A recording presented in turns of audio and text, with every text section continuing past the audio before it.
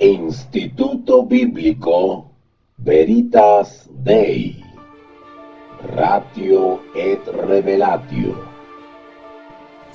Instituto de Teología Bíblica Veritas Dei. Precios accesibles, horarios convenientes, profundidad y claridad de enseñanza, profesor de experiencia probada en el campo de la docencia misionera con sólida formación académica. Clases bíblicas grupales o personalizadas. Curso de formación cristiana para pastores y congregaciones. Seminarios y conferencias magistrales. Asesoría y orientación. Clases presenciales o telemáticas. Instituto de Teología Bíblica Veritas Dei.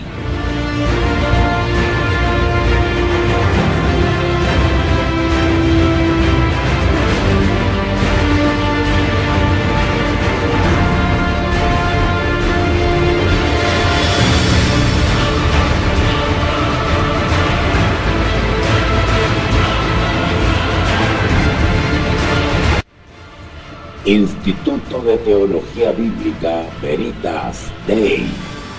Clases bíblicas grupales o personalizadas. Curso de formación cristiana para pastores y congregaciones. Seminarios y conferencias magistrales.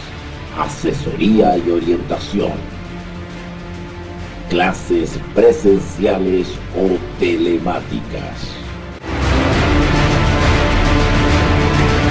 Instituto Bíblico Veritas Dei, Ratio et Revelatio.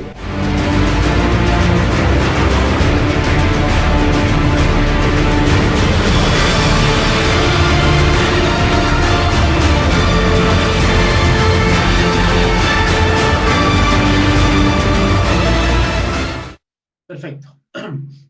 Ya reportó. Sí, ahí puse grabar. Gracias. Bien. Entonces, bueno, la clase anterior, lamentablemente no se grabó toda la clase. Ahí hubieron 30 minutos de clase que no se grabaron. Así que en honor a eso, pues voy a hacer un repaso sobre los textos bíblicos que alcanzamos a ver, porque vimos la parte geográfica, algunos antecedentes de Colosa, y luego me introduje directamente ya al capítulo 1. Entonces, analicé, creo que hasta el versículo 14, creo, o hasta el 9, pero avancé un poquitito. Y eso no quedó grabado, quedó, pero 2 o 3 versículos que comenté. Así que en honor a eso voy a repetir, digamos, esos textos a manera de repaso, para aquellos que se lo perdieron, y también para que quede grabado en realidad, ¿verdad? Quede registro. Así que vamos entonces, ojalá que estén con hartas ganas, porque la idea es avanzar. Colosenses tiene 4 capítulos, pero son súper extensos. Si ustedes se dan cuenta, cada capítulo es inmenso.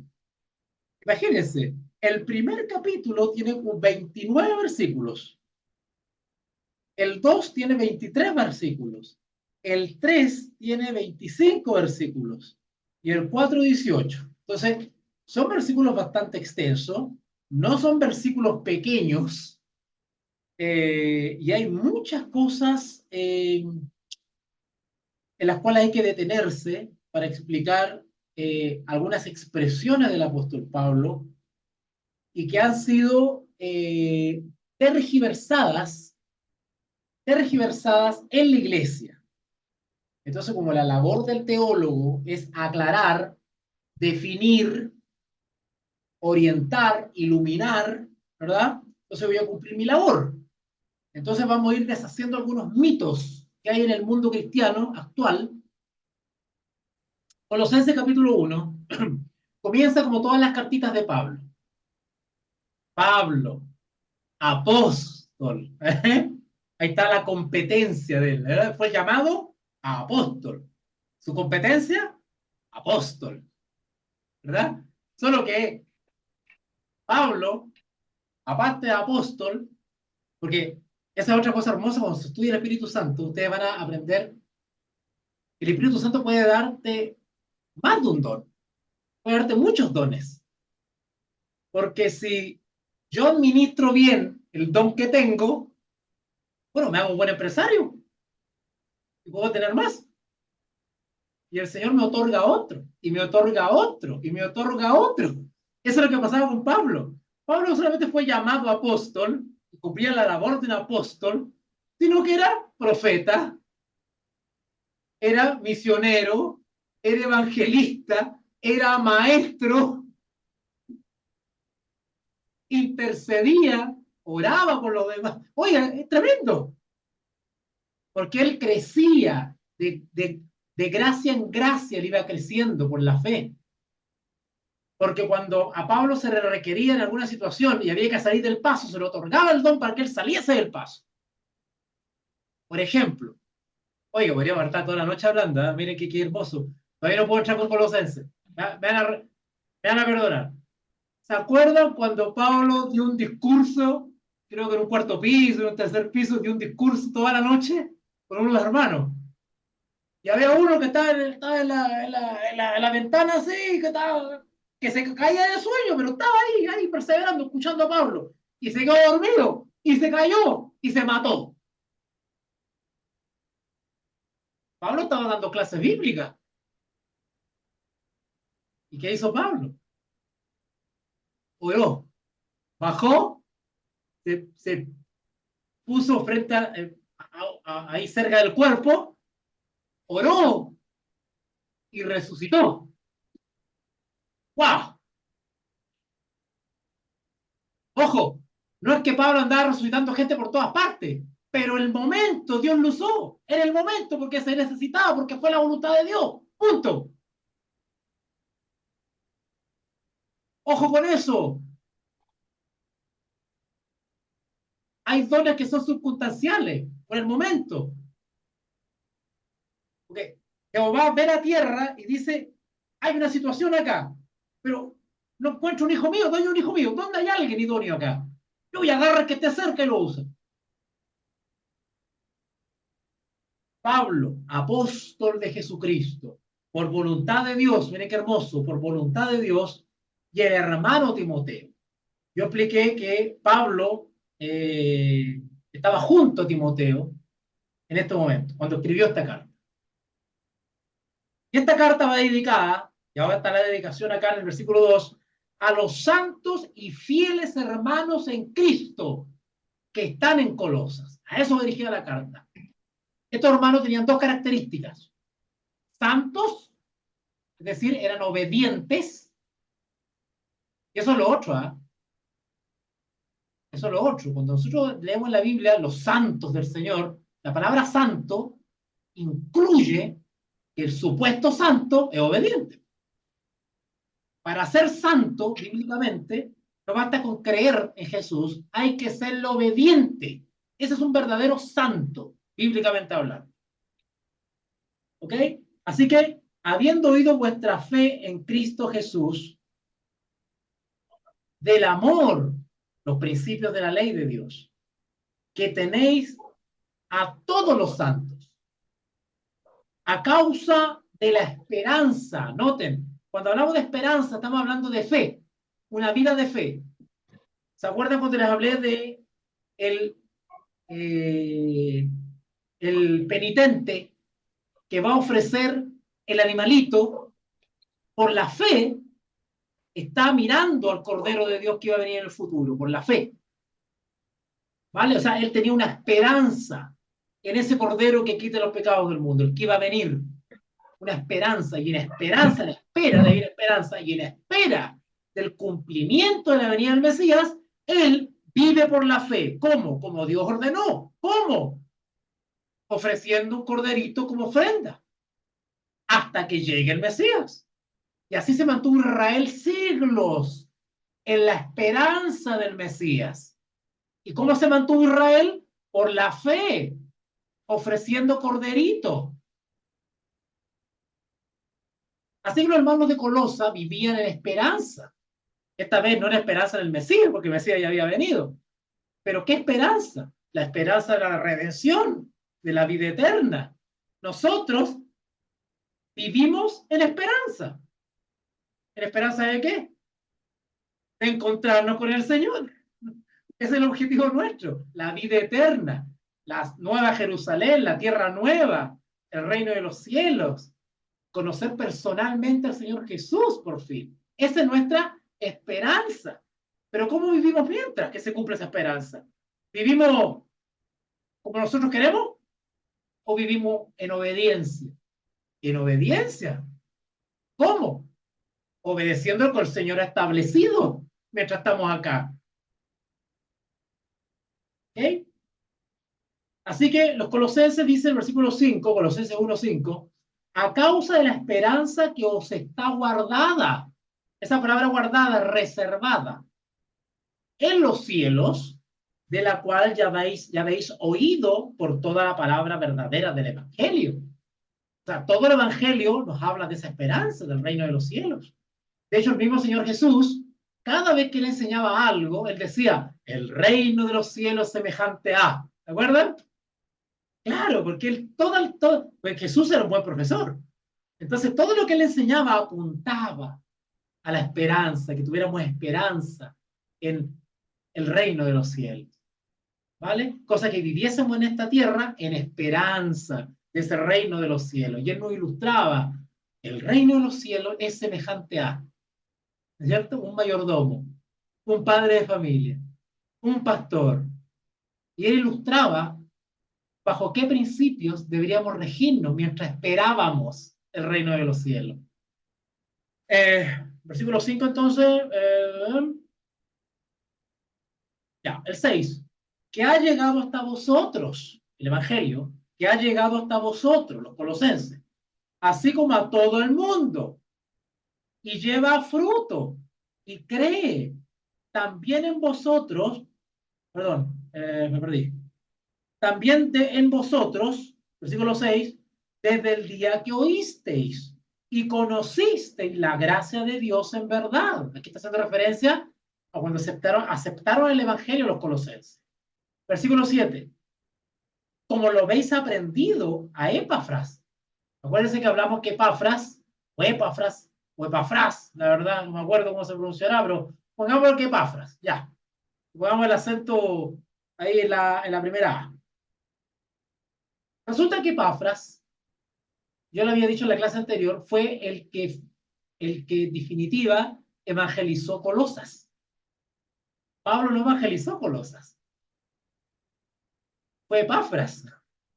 Porque andaba un montón de misioneros apoyando a Pablo que andaban por ahí dando vueltas en todas partes, fundando iglesias, organizando iglesias, visitando hermanitos. Y Epafras fundó la iglesia de los colosenses. Y Pablo no había tenido oportunidad de ir, pero mientras escribió una carta a sus hermanos.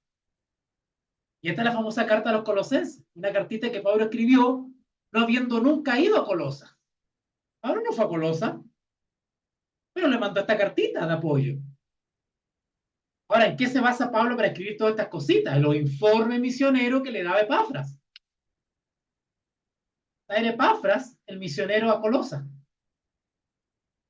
Así que Pablo dice, como habéis oído, perdón, como habéis aprendido. Es decir, que Epafras no solamente era misionero, sino que era maestro. Epafras enseñaba. Por eso dice, habéis aprendido. No solamente oído, o creído, o escuchado. Acá dice aprendido. Aprender ya implica un proceso intelectual. Aprender algo. Nada se aprende si no se enseña. A no ser que sea un conocimiento por experiencia, ¿verdad? Pero de todas maneras, igual la experiencia te enseña, ¿verdad? Así que, como habéis aprendido de Epafras, nuestro consiervo amado, y miren lo que dice Pablo sobre Epafras, ¿eh? Que es un fiel ministro. Ay, ay, ay. Ay, ay, ay. Es un fiel ministro en Cristo para vosotros. alguna manera la voluntad de Dios designó a Epafras para los colosenses, quien también nos ha declarado, notaron que Epafras, que lleva informe, nos ha declarado vuestro amor en el Espíritu. Por lo cual, también nosotros, es decir, Pablo y Timoteo, desde el día en que lo oímos, es decir, las buenas noticias de Colosa, no cesamos de orar o de interceder. Qué importante la intercesión. No cesamos de orar por vosotros y de pedir que seáis llenos de ¿qué? Del conocimiento de su voluntad. Pregunta la clase. ¿Dónde conocemos o dónde encontramos cuál es la voluntad de Dios? ¿Cómo nos informamos cuál es la voluntad de Dios? ¿Cómo saber? Exacto, la escritura. La escritura. Pablo dice, no he cesado de orar por vosotros para que os dé conocimiento. ¿De qué? De su voluntad. En toda sabiduría e inteligencia espiritual.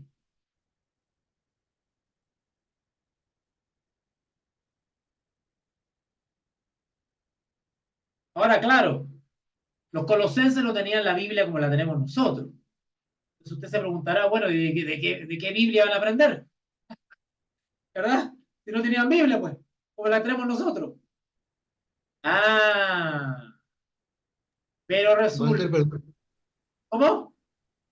no es que me parece que es importante que ahí dice cabal o pleno conocimiento, ¿sí?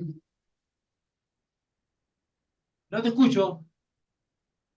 Es que dice cabal o pleno conocimiento, ¿sí? O sea que es un conocimiento pleno, como total, sí, como... Gracias, sí. Sí, lo que pasa, José, es que esto yo ya lo expliqué en el video anterior. Estoy haciendo como un repaso. Pero esto yo lo explico de que cuando aquí habla de pleno conocimiento, quiere decir que no solamente es un conocimiento superficial de lo que dice el texto,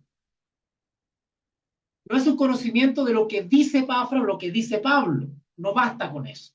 Un conocimiento pleno tiene que ver con lo que es la epignosis. ¿Ya? Gnosis es una palabra griega que quiere decir conocer. ¿Vale? Por ejemplo, si la hermana María lee un libro, ella está adquiriendo conocimiento. Es un conocimiento superficial, según lo que dice el texto. Ella se está informando. Pero un conocimiento pleno. O sea, la hermana María, si lee un libro, ella está gnosis, está conociendo. Pero la hermana María, si quiere un conocimiento más pleno sobre ese libro, más profundo, ella va a ir a investigar más todavía. El contexto en el cual el libro fue escrito, la calidad del libro, la imprenta en que se escribió, la editorial que lo publicó, la vida del autor, la experiencia del autor, por qué el autor escribió esto, por qué lo escribió así, por qué se expresó de esta manera, qué influencia ha tenido el libro. Y ese libro me ha ayudado tanto que ha provocado en mí un replanteamiento, un cambio de vida. Me ha orientado a tomar nuevas decisiones, a mirar el mundo de otra manera. Eso es un conocimiento más pleno, una epignosis. Entonces Pablo cuando dice acá, eh, el 9, ¿no es cierto? Por lo cual también nosotros, desde el día en que oímos, no cesamos de orar por vosotros y de pedir que seáis llenos del conocimiento de su voluntad en toda sabiduría e inteligencia espiritual. ¿Vale? La sabiduría implica una profundización, un rescate de la sustancia del texto. ¿Vale? Cuando hablamos de sabiduría o de conocimiento, bíblicamente, más que nada estamos hablando de discernimiento. O sea, es un conocimiento más profundo. El discernimiento, ¿cierto? Es una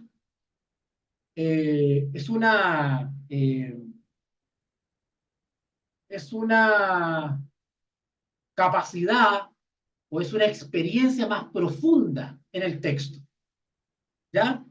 Conocimiento pleno. ¿Vale? El 10 dice, Colosenses 1:10, para que andéis. ¿Para qué es el conocimiento? Para que andéis, para vivir, para conducirnos en esperanza, porque es por la fe. Vivimos día a día buscando conocimiento de Dios, como estamos haciendo ahora, ¿verdad? Porque lo que estamos haciendo ahora es gnosis, es conocimiento intelectual. ¿Qué falta ahora? Aplicar fe en el texto. Cuando el texto dice todo lo puedo en Cristo, ese es el texto, todo lo puedo en Cristo. Pero estoy experimentando en mi vida el todo lo puedo en Cristo.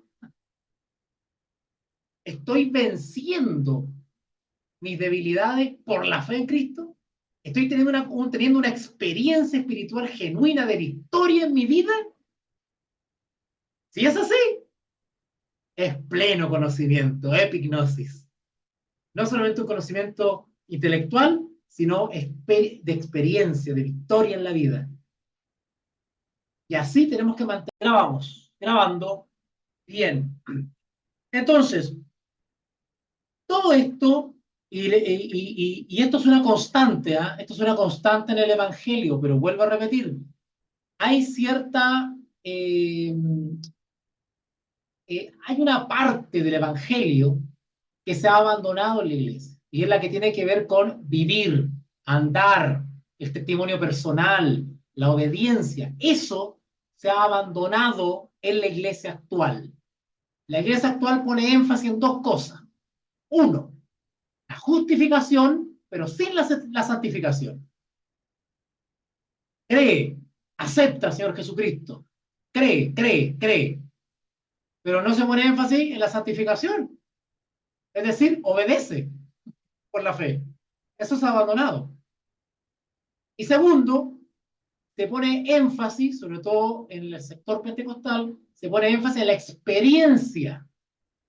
a la experiencia sensorial.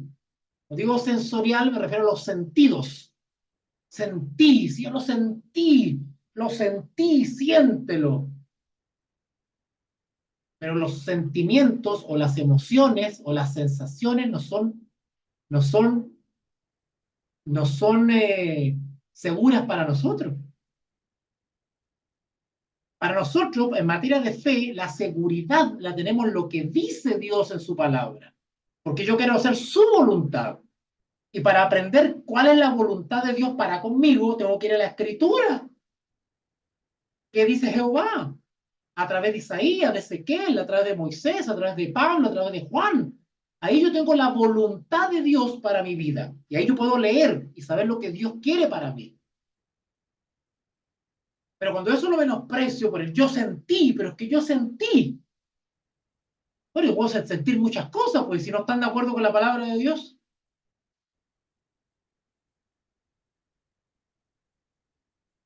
Cuando usted conversa, y esto lo trato en mi libro, cuando usted conversa con un espiritista, que se lo dice a alguien que estuvo en ese mundo, que también lo cuento en el libro, entonces soy una caja de sorpresa. Cuando usted le pregunta a un espiritista sobre sus experiencias, esa persona cree de todo corazón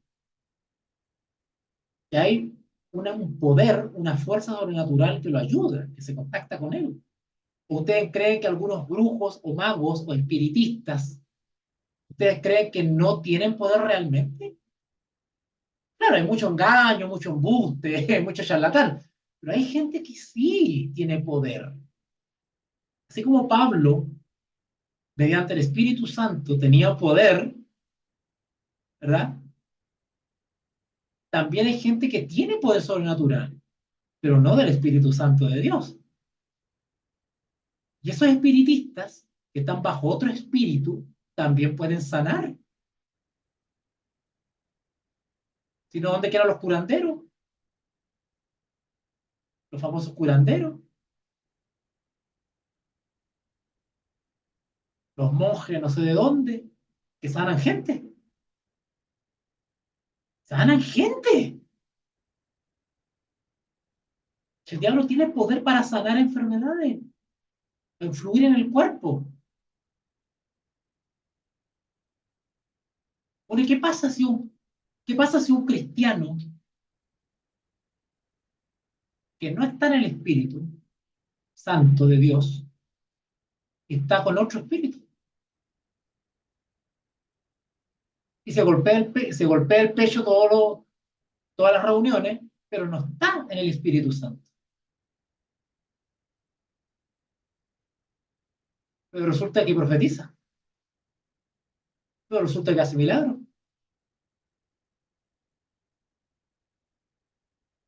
Entonces, el poco entendimiento, epignosis en la palabra de Dios ha derivado en una ignorancia respecto al poder que también tiene el diablo. Vamos a hablar mucho del poder de Dios, y por su nombre, y en el nombre de Jesús, y en el nombre de Jesús. Bueno, el diablo también tiene poder, pues. ¿Se ha preguntado usted qué son los ovnis?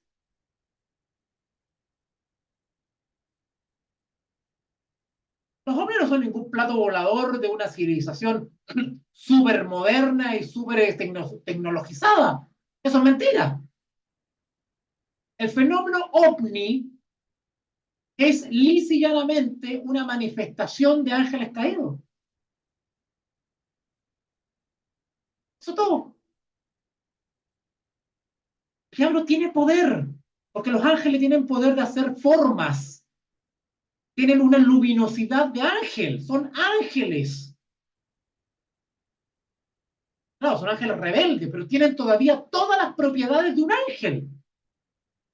Ellos pueden cambiar de colores, hacerse brillante, hacerse opaco, materializarse, hacerse invisible. Vuelan a unas distancias increíbles. Se pueden hacer luminosos cuando ellos viajan, cuando ellos vuelan y entran a la atmósfera terrestre, ellos pueden hacerse visibles, luminosos, y se pueden apagar después. Ellos pueden suspenderse en el cielo y hacer una forma de cruz. Pueden hacer una forma de plato. Pueden hacer una forma de estrella. Pueden hacer una forma de María.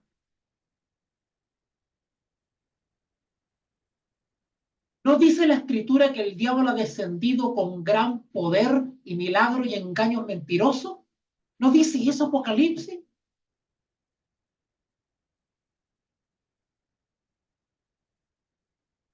Entonces, cuando ustedes les hablan de posesión demoníaca, cuidado, posesión demoníaca no implica necesariamente un hermano que esté botando espuma por la boca. Puede haber un endemoniado en la iglesia y se ve muy consagrado. Está bajo otro poder. Cuidado con eso. Entonces, a la iglesia le falta epignosis. Le falta profundidad en la escritura para poder discernir los espíritus. ¿No han escuchado ese texto ustedes? Probar los espíritus si son de Dios o no. Famoso texto, ¿verdad? Podemos estudiarlo un día porque se toma otro texto más que se toma por separado y se entiende otra cosa. Probar los espíritus. Ese de probar los espíritus no necesariamente tiene relación con el espíritu de Dios, espíritu inmundo. Dice relación con la persona, el testimonio personal, los frutos. Así yo pruebo los espíritus con los frutos. ¿Cómo dice la escritura? Por sus frutos, ¿los qué? Conoceréis, conocimiento. Es por los frutos que se conoce un buen árbol. Y el árbol en el Evangelio es símbolo del creyente. Nosotros somos árboles y nosotros damos frutos de justicia, es decir, frutos de obras justas, de obras santas, de obras buenas, de obediencia. Eso quiere decir obras justas. Obras de justicia quiere decir una conducta obediente conforme a la palabra. Eso es obras de justicia. ¿Se acuerdan cuando, oye, es hermoso, Dios mío? ¿Se acuerdan cuando predicaba Juan el Bautista? Y él decía, advirtiendo, todavía no llegaba el Mesías, estaba a punto de aparecer el Señor Jesús. Y Juan Bautista estaba advirtiendo a Israel. Le decía, ya el hacha está puesta a la raíz de los árboles. ¿Quiénes son los árboles? Nosotros. Nosotros somos los árboles. Ya el hacha está puesta, el hacha es un símbolo de juicio, un símbolo de castigo, de condenación, de veredicto, de pena. Ya el hacha está puesta a la raíz de los árboles. Por tanto, todo árbol o todo creyente que no da buen fruto, ¿qué decía Juan Bautista? Es cortado y echado en el fuego. ¿Cómo que todos se van para el cielo entonces?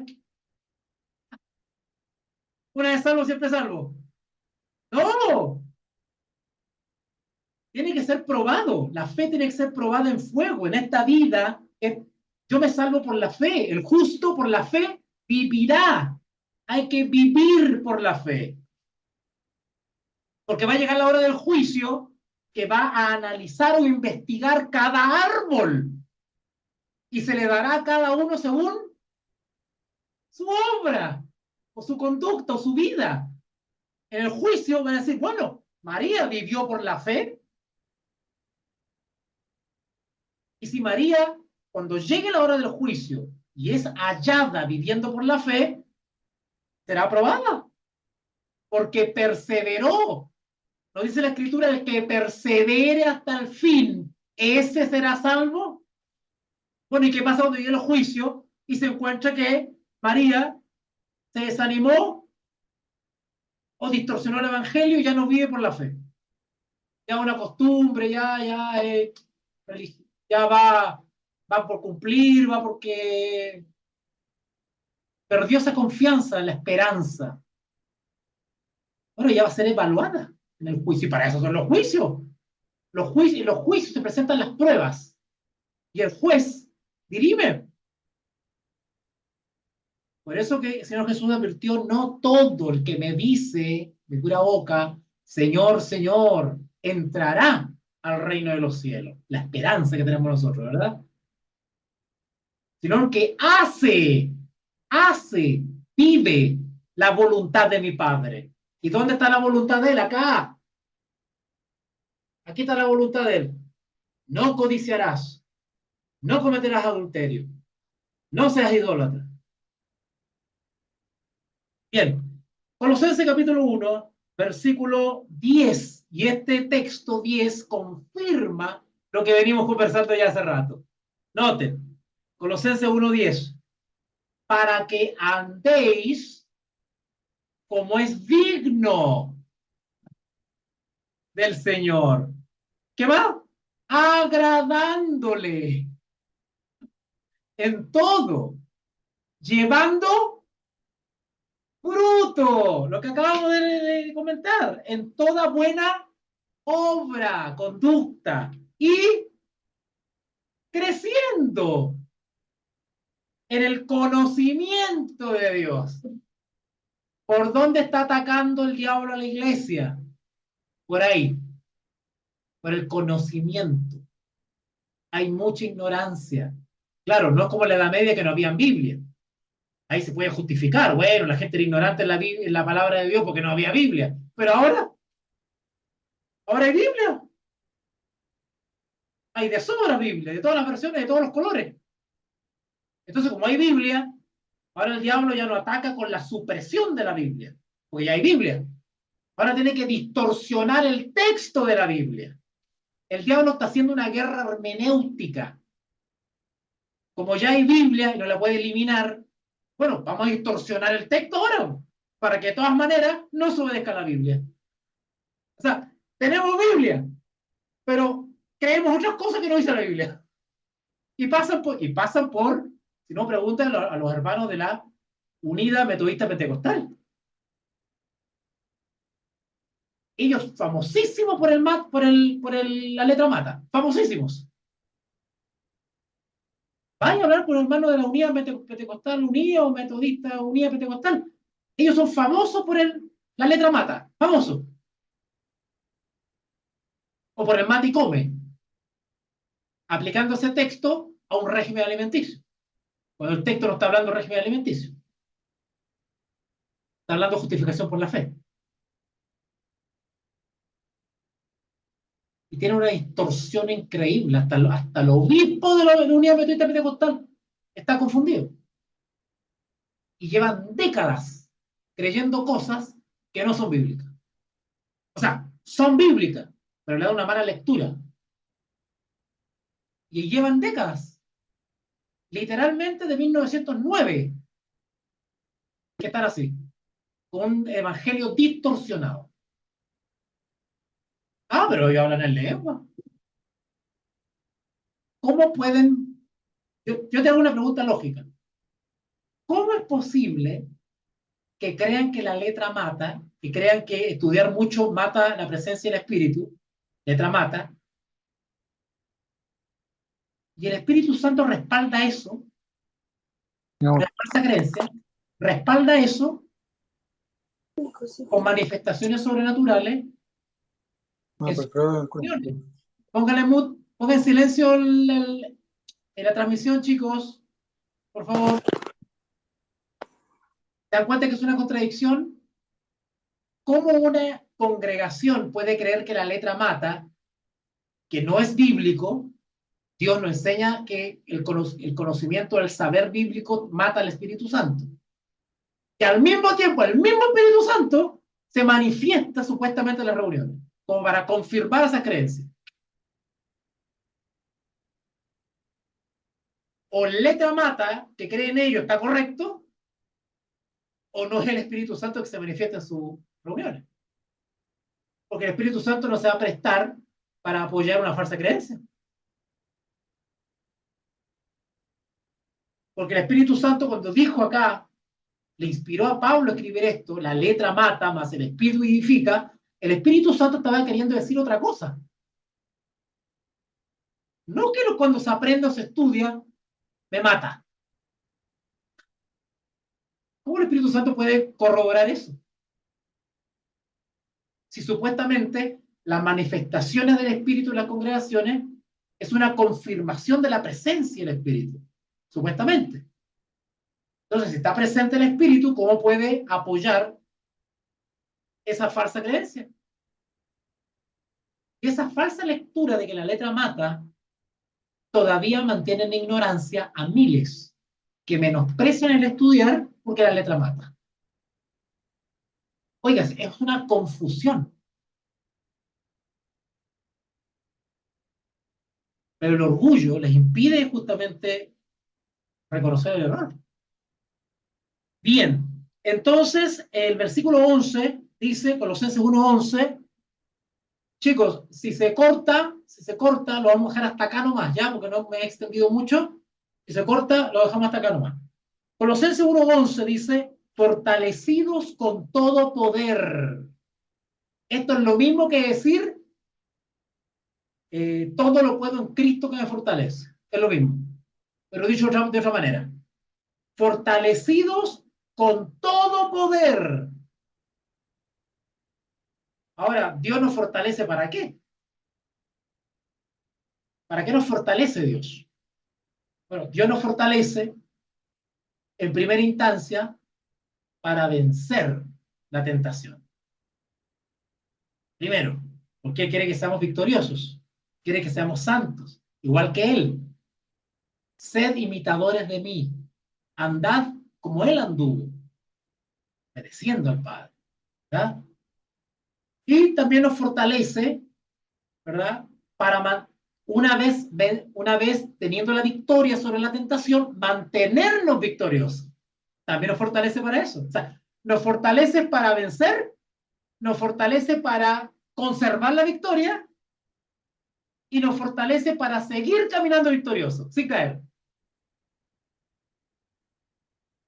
Por la fe soporto la tentación. Por la fe logro la victoria. Y por la fe me mantengo sin caer.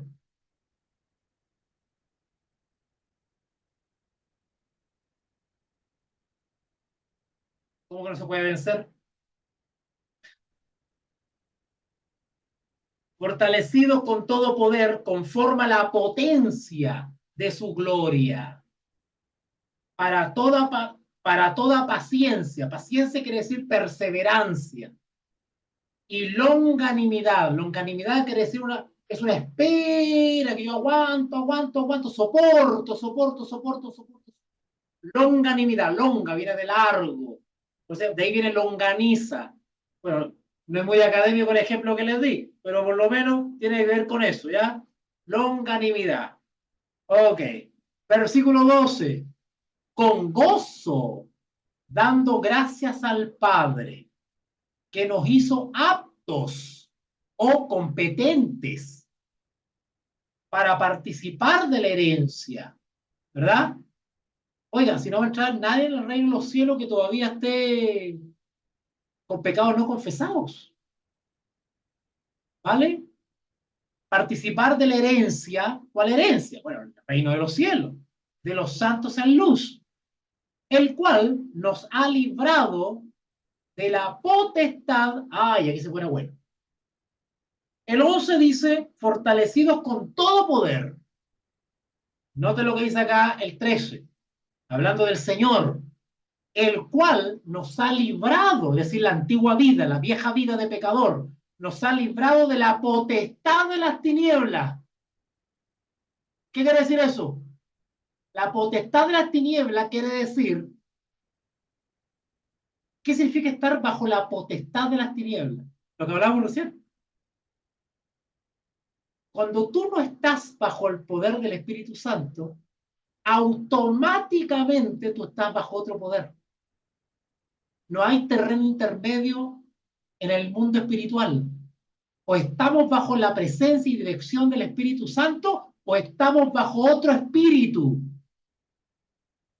Antes de Cristo, antes de aceptar a Cristo, estábamos bajo la potestad de las tinieblas. Sin Cristo. No hay justo ni aún uno. Divorciados, separados de Dios. Toda persona que no está en Cristo está bajo un poder de las tinieblas. Aunque sea buena persona. Ay, no, si es tan buena persona, le falta ser cristiano nomás. Como si ser cristiano fuera garantía de ser buena persona. Es una vida absurdo, pero bueno. Pero en el terreno espiritual, o sea, no hay terreno intermedio, así como que yo no estoy bajo la influencia de ningún poder espiritual. No existe eso. O estoy bajo un poder y soy susceptible de ser usado por ese poder, o estoy bajo otro poder y soy susceptible de ser usado por ese poder. ¿Qué le pasó a Pedro? Famoso ejemplo. Pedro no era discípulo de Jesús, dormía con Jesús, comía con Jesús. Pero resulta que se le metió el diablo una noche. ¿O no?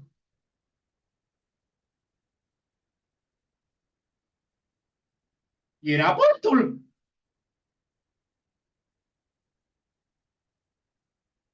Pero el diablo entró y salió. No sé si se dieron cuenta en el texto. No es que vivía en Pedro el espíritu inmundo. El espíritu entró, habló por medio de Pedro. Noten lo que puede hacer el demonio. ¿Eh? Puede hablar por medio tuyo. Me pregunto si muchos predicadores hoy día no es el Espíritu Santo que está hablando a través de ellos, sino el espíritu demonio que está hablando a través de ellos. Esto es más profundo de lo que uno cree. El apóstol, a Pedro se le metió el espíritu inmundo para atentar a Cristo. Y Cristo reprendió no a Pedro, reprendió al demonio. Pedro le dijo, despierta, despierta. El diablo te ha pedido para zarandear. Pedro tuvo un momento de debilidad y en ese momento de debilidad se le metió el espíritu inmundo. Otro ejemplo. Judas. ¿No era discípulo de Cristo?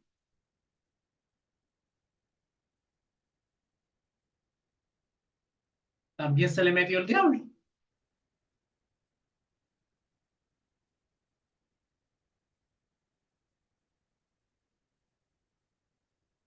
Pregunta.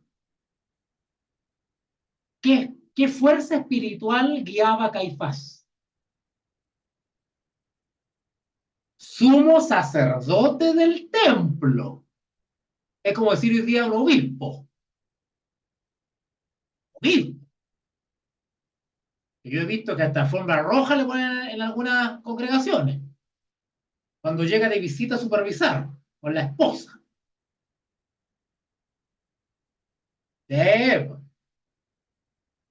Caifás, reverenciado por el pueblo.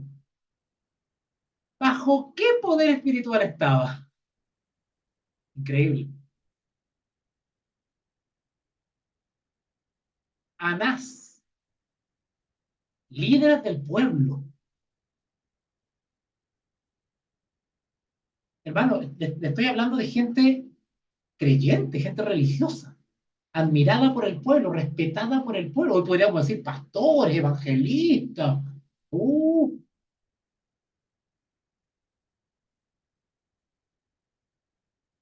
¿Okay? Así que acá dice, Colosenses 1:13, el cual nos ha librado de la potestad de las tinieblas y por la fe en Cristo trasladado al reino de su amado Hijo. Nos cambiamos de bando cuando aceptamos al Señor Jesús, en quien tenemos redención. Por la fe en Él tenemos salvación. Por su sangre, por sus méritos, por su sacrificio. Eso es por su sangre. El perdón de pecados. ¿Ah? Ahí está. Jesús, versículo 15, es la imagen del Dios invisible. Qué lindo, ¿verdad? Busque por favor Juan 1:18. Vayan para allá. Miren qué lindo. Con esto vamos a terminar porque está muy lindo esto. Qué hermoso esto. Hay personas que echan a volar su imaginación, ¿eh? Y empiezan, ¿cómo será el Padre? ¿No es cierto? ¿Cómo será el Padre? ¿Eh? Su carita, su cuerpo. ¿Cómo será el Padre? Jehová. ¿Cómo será Jehová? Pero el texto, la Biblia nos enseña, nos da conocimiento sobre eso. Primero, no deberíamos perder el tiempo preocupados de esas cosas. ¿Cómo será el Padre? No, porque el Hijo es la imagen del Padre. El que ha visto a Jesús, ha visto al Padre. Juan 1:18. Juan 1:18. Y ustedes lo pueden leer ahí. Si ya lo encontraron. Dice, a Dios nadie le vio jamás. El unigénito Hijo que está en el seno del Padre, Él le ha dado a conocer. Otra vez la palabra conocer, conocimiento. Miren qué hermoso. Acá dice dos cosas importantes. ¿Eh? Dice que Jesús, primero es el unigénito, es el unigénito. Pero ¿de dónde viene el unigénito? Aquí dice, está en el seno del Padre. Y después dice, Él, el unigénito, que ha estado por la eternidad, por siempre en el seno del Padre, Él se encarnó. La famosa encarnación, se hizo hombre. Dios se hizo hombre. Y acá dice, Él le ha dado a conocer. ¿Cómo el unigénito ha dado a conocer al Padre? Alguno me dirá, físicamente. Si tenemos una idea cómo es físicamente el Señor Jesús, podemos saber cómo es el Padre. Pero el texto no está hablando de ese conocimiento. El texto no está diciendo que Jesús dio a conocer al Padre, pero ¿en qué sentido? ¿Físicamente? No, porque ni siquiera sabemos cómo era Jesús físicamente. ¿En qué sentido entonces Jesús dio a conocer al Padre? ¿Cómo la gente podía conocer conocimiento? ¿Cómo podía conocer al Padre a través de la persona humana de Jesús? ¿Cómo? O sea, yo miraba a Jesús físicamente y al contemplar a Jesús podía conocer al Padre. ¿Cómo?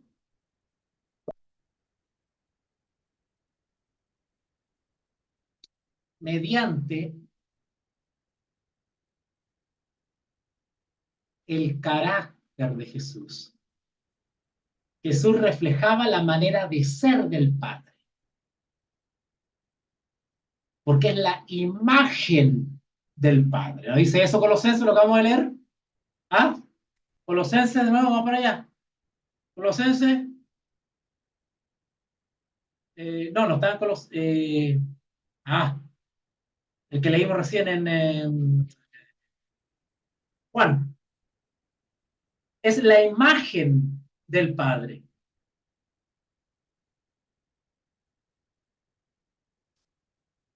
¿Ok? Perdón, sí. Colosenses 1:15, disculpe, ya la mente me está más lenta ya. Colosenses 1:15. Él, el Señor Jesús, Colosenses 1:15, ya con esto cerramos, me quedan unos minutitos. Colosenses 1:15. Colosenses 1:15. Él, o sea, el Señor Jesús, es la imagen del Dios invisible. Pero ¿cómo Jesús dio a conocer al Dios invisible? ¿Cómo mirando a Jesús podíamos conocer al Dios invisible? Bueno, el tema no era tanto físicamente, porque Dios es espíritu. Dios no es cuerpo. El Escrito dice que Dios es espíritu. ¿Vale? Por lo tanto, el énfasis no está en el cuerpo, la parte física, tangible, corporal, visual. El énfasis está en un conocimiento de su carácter, de su ser, de su trato, de sus principios, de su manera de relacionarse con el prójimo. Su testimonio personal, su vida, daba a conocer cómo era el Padre. Por ejemplo, una propiedad, una virtud del Padre es que es misericordioso, grande misericordia. ¿Cómo dio a conocer Jesús eso? Con sus actos. Sabemos que el Padre es grande misericordia, tardo para la ira, pero en la práctica, ¿quién dio a conocer eso en la práctica? El Señor Jesús. ¿Verdad? Iban a apiedrar a la mujer, que fue sorprendida en el acto de adulterio, ¿verdad? Y el Señor Jesús empezó a escribir en el suelo, en el piso. El Señor Jesús conocía todo el trasfondo. Le conocía la vida de todos los que estaban a punto de tirarle una piedra a esa mujer. Pero también conocía la vida de la mujer. ¿Y qué principio movía a Jesús? El deseo de la salvación del hombre, que estaba por sobre la magnitud del pecado. Él quería la salvación de esa mujer adúltera. Y no adulteró sola, adulteró con otro. Él quería la salvación del adúltero, no su condenación. Él quería la salvación y el arrepentimiento de los hipócritas que iban a tirar la piedra. ¿Era un hipócrita? Sí. ¿Ocultaban sus pecados? Sí. Es desagradable alguien hipócrita. Pero el verdadero Hijo de Dios quiere la salvación de ese hipócrita adúltero. Y eso lo movía a Jesús. Jesús vivía conforme a los principios de la ley de su Padre. Amarás a Dios por sobre todas las cosas y al prójimo como a ti mismo. Y esos principios movían toda la acción de Jesús, por más terrible que sea lo que se le presentara. Hemos sorprendido a esta mujer en el acto de adulterio. ¡Uy, qué terrible! Y se regaban vestidura. ¡Uy, se escandalizaban! ¡Uy, el hermano adulteró, el hermano Juan adulteró con la hermanita Tamara! ¡Uy, el pastor cayó en pecado! ¡Uy, mire! Y se arman escándalos y dividen la iglesia. ¿Y qué responde Jesús? ¿Ah? ¿Qué le dice a la mujer? Bueno, mujer, ¿dónde están los que te condenan?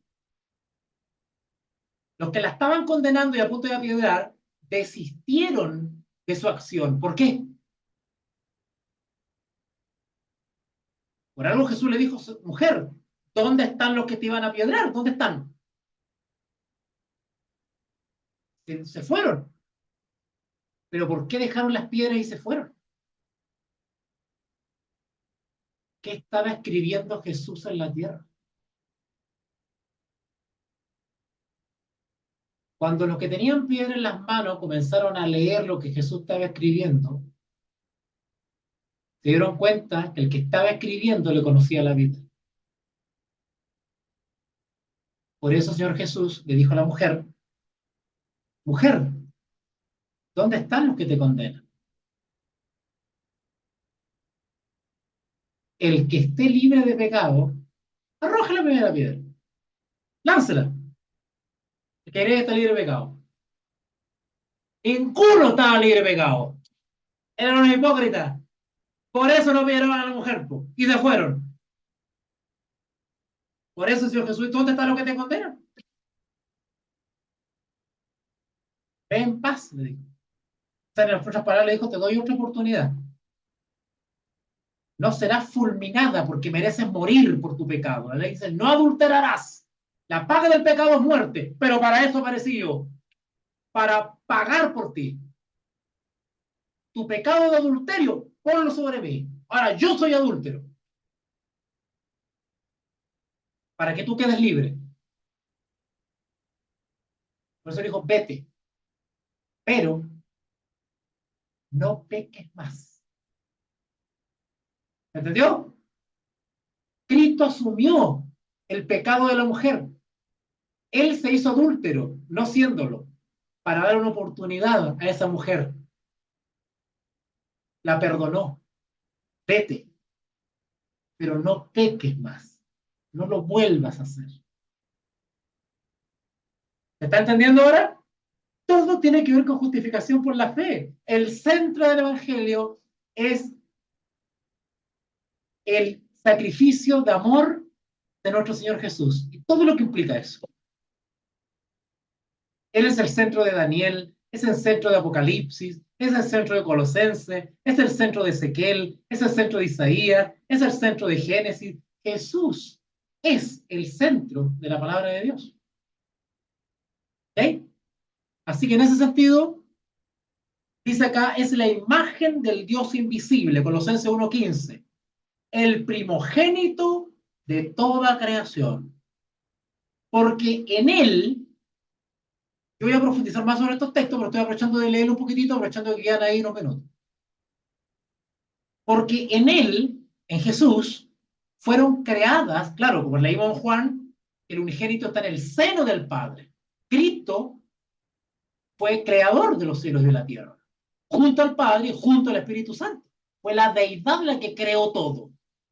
Por eso que dice acá, porque en él fueron creadas todas las cosas, las que hay en los cielos y las que hay en la tierra, visibles e invisibles. ¿Cuáles serían las invisibles?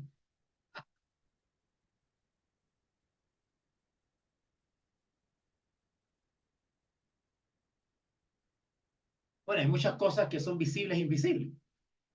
Los ángeles son seres creados y pueden hacerse visibles como invisibles.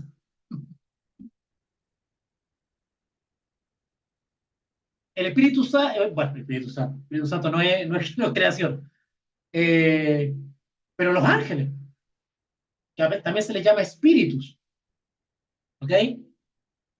Y sean tronos, sean dominios, sean principados, sean potestades, todo fue creado por medio de él y para él. Todas las galaxias, todos los mundos fueron creados por él. En él, otra vez, Señor Jesús, noten el énfasis, en él, en él, en él, en él, y él es antes de todas las cosas. O sea, antes que Jehová dijera, hágase la luz, ya existía Cristo, hace rato ya, eternamente. Él es antes de todas las cosas, y todas las cosas en él subsisten. Subsisten quiere decir que tienen vida o existen literalmente porque Dios lo quiere, por voluntad de Él.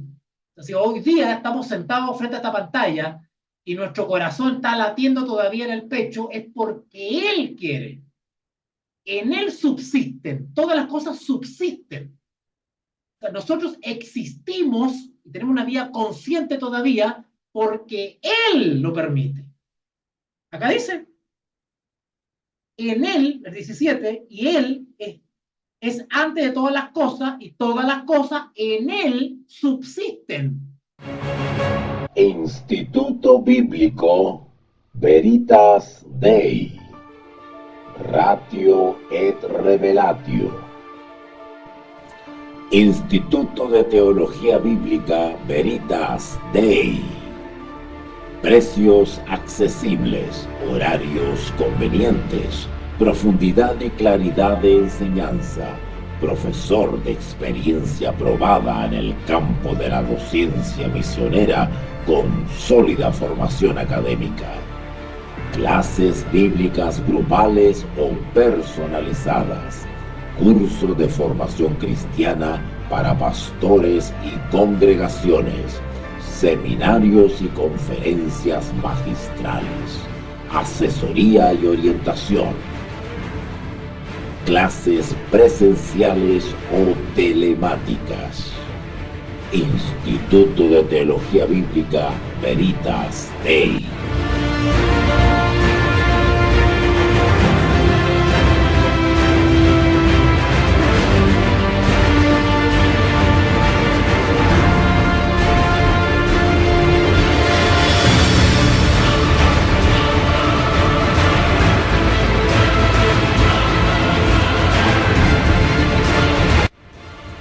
Instituto de Teología Bíblica Veritas Dei.